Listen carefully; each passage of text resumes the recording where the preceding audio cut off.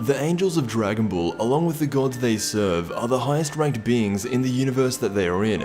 Recently, all 12 gods of destruction got revealed, and along with that, they also showed the angels. Unlike the gods, the angels are all from the same race, but with the introduction of new gods and angels, there is the opposite, the demon world, which isn't playing much of a role right now in Dragon Ball Super, but it has been referenced before. We saw a glimpse of it in the last arc, and even though he wasn't a part of the demon realm, it did set up for the first evil Kai. The angel race can be identified through this blue halo around their neck. Each of them has it, and the only one to not is the Daishinkan. He has one around the top of his head. The Grand Priest, or the Daishinkan, is the father of the angel lifeforms, and as of right now is the strongest known angel. His personality is reflective of the other angels we've seen in the series, in that he's very laid back and rarely ever gets angry. In the anime version of the series, the Daishinkan is said to be in the top 5 strongest fighters in the multiverse. Whis even backs him up and says that even his own power is no match. However, in the manga it's a little bit different, and it flat out says that he is the strongest fighter in the multiverse. This obviously doesn't include Zeno, because Zeno is not a fighter, he just has raw power, which I guess is why he's so amazed at all the fights going on in the multiverse tournament.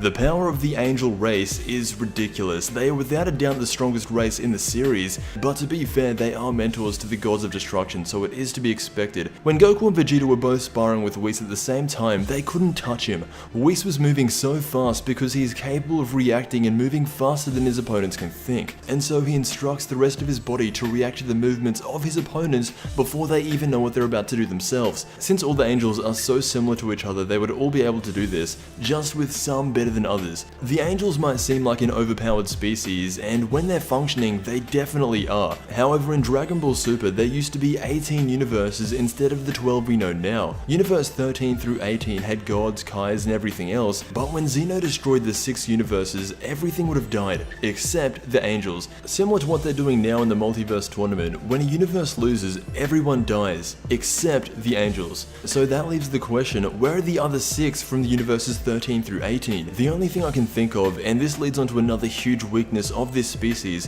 whenever the god of destruction that the angel attends to dies, the angel will lose all of their strength and stop functioning until another god appears. Since there was no replacement for universes 13, 14, 15, 16, 18, and 17, the attendant angels are still not functioning. And that makes me think, if universe 6 or 7 lose, what's going to happen to Whis and Vados, because the god that they serve will be gone.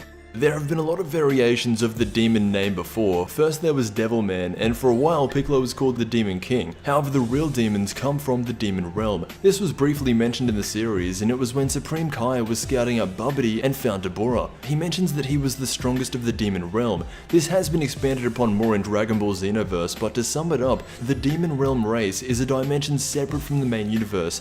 It's actually located on the opposite side. Considering Dabura was their most powerful, they are nowhere near as strong as Whis or any of the other angels. However, they do have special abilities. Dabura was able to spit on something and instantly turn it to stone. The only demon to become a god was Demigra, and that was only in Xenoverse and not yet in the main series. Probably the most interesting type of demons are the Makaio Shin. These are demon Kais and have yet to be shown in Dragon Ball and only mentioned in guidebooks. So far, Zamasu is the closest thing to a Makaio Shin, but even he is still not 100%. To be a Makaio Shin, you have to be a Kai that was born in the demon realm, so basically like an evil Kai. What I'm thinking with Zamasu is that since Zeno destroyed the universe he was in, everything is gone, but his conscience is still immortal. Maybe he slipped through to the other side of the universe into the demon realm. Anyway, that has been the angels and demons. Dragon Ball Super right now is focusing a lot more on Goku and the other universe's fighters more than anything, but the angel race is becoming a lot more known as the days go by, so let me know what you think of them. I want to thank you so much for watching, and I will see you in the next Dragon Ball video.